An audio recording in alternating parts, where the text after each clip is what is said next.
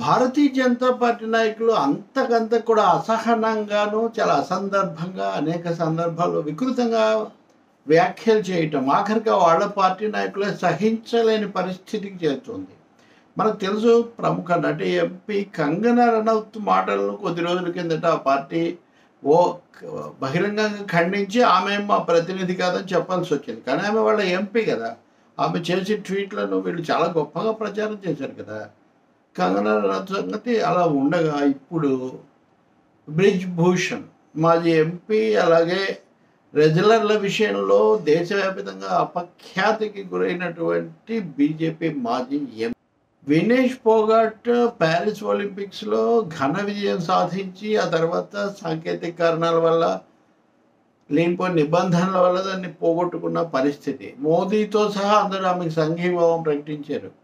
Indian Olympic association ఆమె తరఫున వాదించింది, అయినా కానీ అది అయిపోయింది. ఇప్పుడు ఆమె నేను ఒలింపిక్స్ నుంచి విరమించుకుంటున్నానని ప్రకటించారు. ఆమె మరొక బజరంగ్ పునియాతో కలిసి కాంగ్రెస్ పార్టీలో చేరారు. ఎన్నికలకు ముందు చాలామంది బీజేపీలో ఇదివరకు చేరారు కదా, క్రీడాకారులు, సినిమా తారులు, వీళ్ళందరినీ ఇప్పుడు ఉదాహరణకు ఈయనే ఉన్నాడు కదా, రెజ్లర్స్ ఫెడరేషన్ జాతీయ అధ్యక్షుడిగా గతంలో పనిచేసిన వ్యక్తి.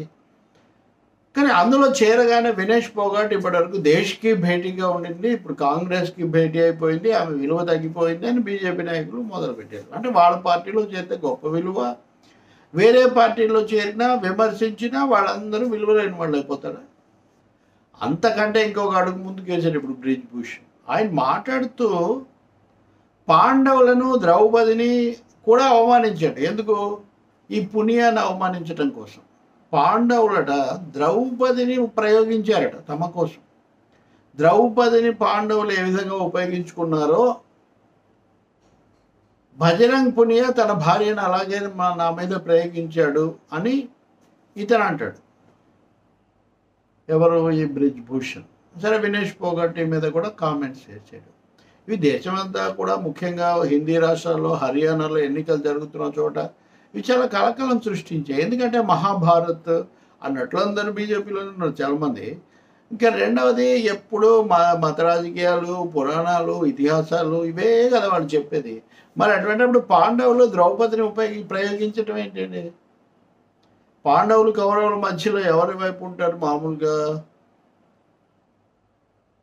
చాలా విషయాలు ఉన్నాయి, అన్నింటిలోకి నేను ఇప్పుడు పోవట్లేదు. కానీ ద్రౌపదిని అవమానించడం, పాండవులను అవమానించడం ఇది తమకు చేటు తెస్తుంది ఎన్నికల్లో. ఇప్పటికే ఎదురుగాలిగా ఉంది అని తంటాలు పడుతుంటే ఇలాంటప్పుడు ఈయన ఇది కూడా మాట్లాడడంతో బీజేపీ నాయకత్వం హడలిపోయి వెంటనే రంగంలోకి వచ్చింది.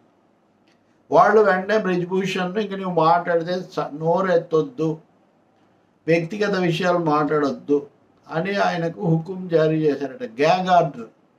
తమ పార్టీ ఎంపీ మీద, మాజీ ఎంపీ మీద వాళ్ళే గ్యాగ్ ఆర్డర్ ఇచ్చారు. అంతకుముందు కూడా చాలా ఆయన కుమారుడు కూడా అలాగే మాట్లాడాడు. అంటే ఇవి కుసంస్కారాన్ని కూడా తెలియజేస్తాయి. ఇది అయిన తర్వాత ఇంతకుముందు కంగనా రనౌత్ ఏమన్నారు?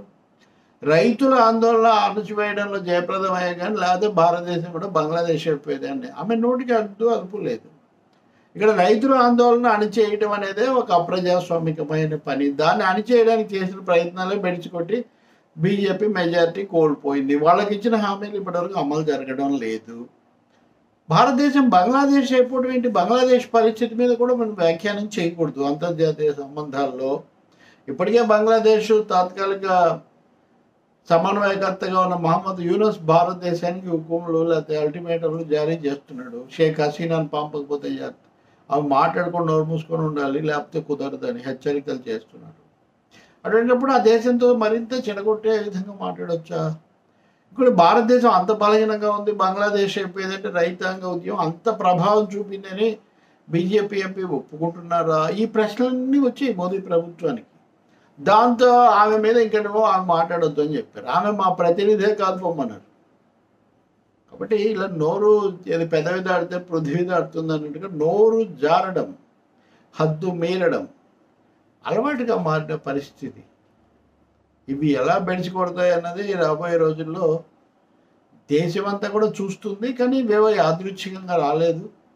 తోటకూర నాడు చెప్పకపోతే అని మొదట్లో వీళ్ళందరూ ఇష్టానుసారం మాట్లాడుతున్నప్పుడే కనుక చెప్పి ఉంటే చాలా బాగుండేది. అప్పుడు అవి రెచ్చగొట్టడానికి ఉపయోగపడతాయి అనుకున్నారు, కానీ ఇప్పుడు అవి బెడిసి కొడుతున్నాయి. అదే ఇక్కడ సమస్య వాళ్ళకు.